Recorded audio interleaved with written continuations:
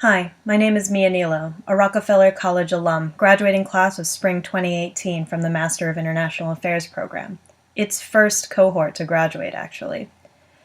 In the summer of 2017, I fulfilled my professional internship requirement with a 10-week internship serving at the U.S. Consulate in Guangzhou, China, through the State Department.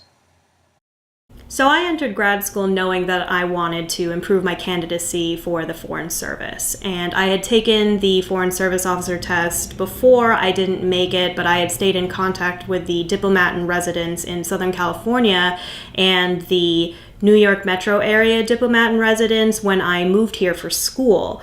And if you're on their mailing list or Facebook page, they send out reminders for student opportunities, including the summer internships and post-grad pathways program. What you need to prepare for is that it's a surprisingly long process with a lot of steps. You apply in October and you get a provisional acceptance directly from your prospective posting in January, but you don't officially get in until you receive a security clearance. So February, March, you submit that paperwork to diplomatic security, including physical fingerprints done on official fingerprint cards that you can only get from the Department of State Student Programs office. And here in Albany, you can only do those fingerprintings at the police station on Morton Avenue. So for more information on that, I've left a step-by-step guide on those requirements with ULITSA in the Career Services office.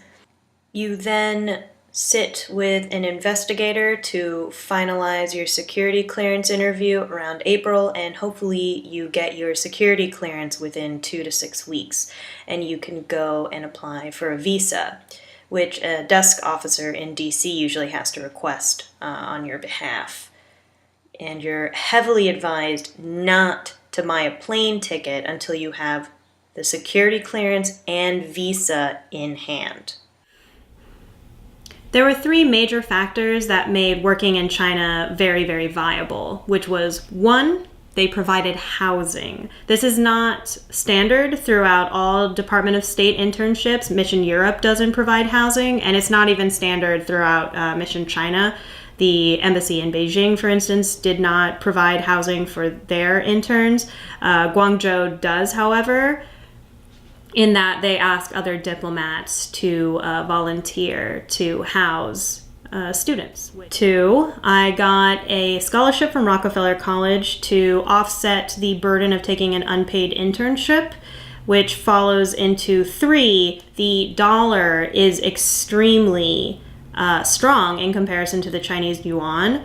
10 US dollars is the equivalent of about 63 yuan, and for instance, like my favorite fried noodle lunch was 12 kwai, which is the equivalent of $1.89. So China is extremely thrifty to live in on like a little graduate stipend, and it's even easier for interns because we can use the teller that's actually in the consulate in order to exchange for the foreign currency and therefore bypass those ATM fees. The internship was an incredible experience. Guangzhou may not be like Shanghai, but Hong Kong was only 3 hours away by train. I got to see the towers of Kaiping, the Kung Fu schools in Foshan, and was even invited on the Taiwan trip organized for the first and second tour diplomats. Oh, right, and I was there to work. Their cultural affairs officer actually left shortly after I arrived, and her replacement wouldn't arrive until my last week, so I essentially ran the cultural affairs programming for 2 months.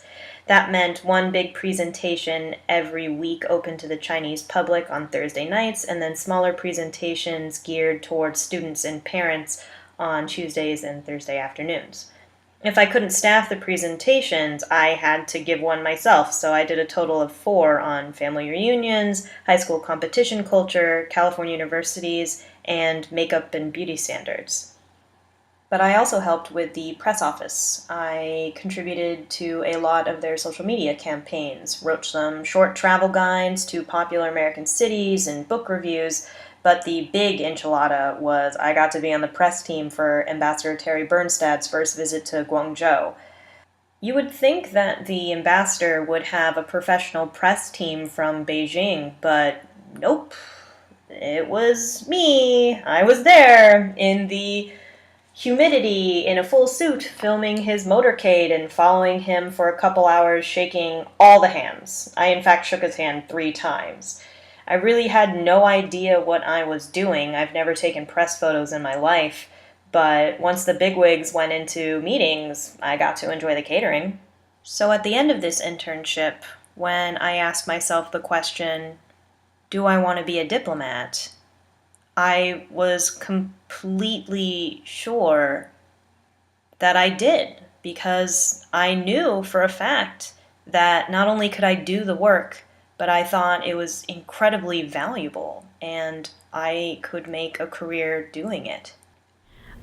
I would definitely recommend taking this internship if you have aspirations to be a diplomat, because nothing will prepare you for doing the job and living abroad doing that job like 2.5 months in a foreign country will. You could talk to a lot of diplomats, you can hear all of their stories, you can watch videos about it, you can read books about it, you could try study abroad. Nothing is quite like working abroad for the Department of State, and especially in a medium risk country the way China is. It has different security measures, and it changes how you associate with the people and how you conduct yourself and the work that you do. So you will never understand those challenges until you go. And I do think,